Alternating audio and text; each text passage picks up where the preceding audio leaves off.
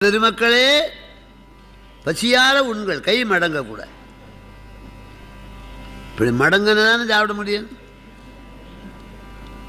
இவர் அவரை பார்த்தார், அவர் இவரை பார்த்தார், ஒன்றும் புரியல. ராஜா வாழ்த்தாங்கி நிற்குது. அந்த காலத்து கதை. ராஜானா எதையும் செய்வான், யாருக்காக. இந்த 12 புலவர்களும் சாப்பிட்டாங்க திருப்தியா. எப்படி இப்படி தானே மடங்கக்கூடாது, அப்படியே பிசைஞ்சு அவர் வாயில் வச்சார், இவர் வாயில் வச்சார், அவர் வாயில் வச்சார். தனக்குன்னா மடங்கு, இன்னொருத்தருன்னா மடங்காத. இவர் ஒருவருக்கு ஊற்றினா 9 பேர் இவருக்கு ஊட்டுவாங்க தானே. கதையாய் நான் சொல்கிறேன். நீ பிறருக்கு உதவி செய்தால் தெய்வம் உனக்கு உதவி செய்யும். சமயராஜா ஆட்சி பையா கடலை சாத்து பெருச்சாளி மேலே உட்காந்து தின்ன கூட. துகழ்தீர் பெருஞ்செல்வன் தோன்றிய கால் தொட்டு பகடு நடந்து குழு 16 உண்டு.